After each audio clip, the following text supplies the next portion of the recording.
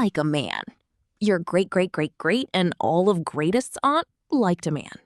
Your man have a sharp jawline and looks like Michelle Maroney or Chandler Bing.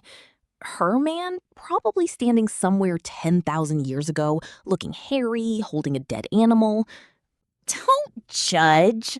That's probably your great-great-great-great-grandpa. Strangely, some of the things humans find attractive today may have roots in those ancient survival problems. But here's where it gets interesting. Ancient women weren't necessarily standing around thinking, I need the strongest man in the village. Imagine being a woman thousands of years ago. Your dating pool isn't exactly overflowing.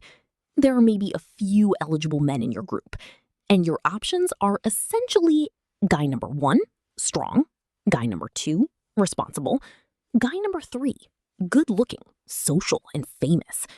Then there's rejected grandpa. Nobody knows what rejected grandpa does, but he has excellent hair. So how do you choose?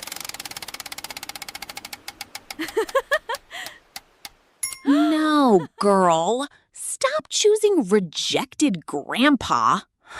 Anyway. Today, attraction can involve thousands of things. Face, body, voice, clothes, personality, money, humor, confidence. Even whether someone texts back without disappearing for 3 business days. And symmetry? Humans seem to find relatively symmetrical faces attractive across many cultures. So, yes, your ancient ancestors were already judging. But ancient humans didn't have any of that modern packaging. They had something much simpler. Signals. The human brain had to make decisions using whatever information was available. And one of the easiest things to observe? The body. A healthy-looking body could potentially provide clues about health and physical condition. Strength could signal physical capability. Height could be noticeable. Facial features could communicate information about development and health. But here's where we need to destroy one very popular idea. Ancient women weren't necessarily standing around thinking, I need the strongest man in the village. Because being strong is useful. But imagine you pick the strongest man alive. He can carry a giant animal, he can fight, he can protect the group. Fantastic.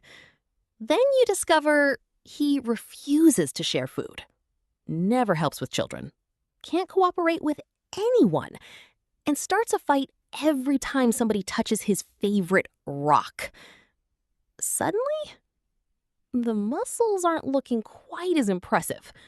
Because surviving isn't a solo sport. Humans are ridiculously social animals. We cooperate. We share resources. We raise children. We form alliances.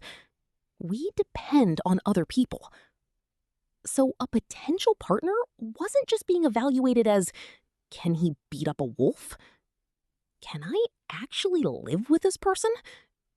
Can he survive all 5 apocalypses? And that introduces another category. Social value. A man who was respected by others could have advantages. A man who was skilled could have advantages. A man who could acquire resources could have advantages. A man who cooperated with people could have advantages. In other words, being useful was attractive. Which is a little unfortunate for rejected grandpa. P.S. Some women still choose him and contributed from both sides, which brings women to independence and feminism, but that's a story for another day. Here's where the story gets even more interesting, but confusing. What humans find attractive isn't exactly the same everywhere. Different environments create different problems. Different cultures create different expectations. And different individuals want different things. So there probably wasn't one ancient female instruction manual saying, Step 1, find tall man. Step 2, inspect cheekbones. Step 3, marry. Human attraction is much messier. And it stayed messy as civilization changed. Thousands of years pass. Humans build farms, villages, cities, kingdoms, offices. And suddenly, The guy who once impressed everyone by bringing home a giant animal is now impressing everyone by bringing home a paycheck. The hunting ground became the workplace. Physical strength became less important for survival. Social status became more complicated. Resources could be represented by houses, clothing, possessions, careers, and money. And eventually, we invented social media, which was arguably the moment humanity decided, what if we make judging each other significantly faster? Now a modern man can communicate things about himself without saying a word. A suit can signal status. A gym photo can signal physical fitness. A luxury car can signal resources. A confident photograph can signal social confidence.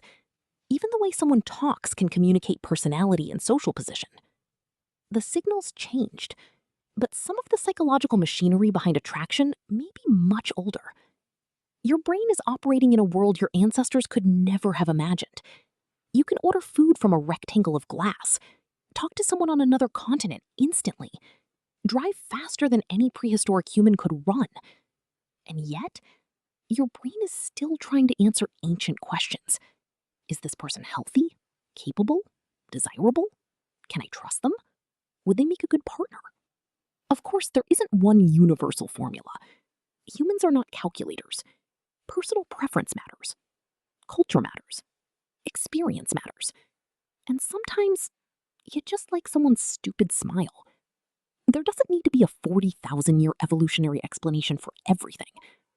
But the broader story is fascinating, because attraction didn't necessarily have to disappear when the world changed. Instead, the signals evolved with the world around us. Your great-great-great-great-great-aunt didn't have Tinder.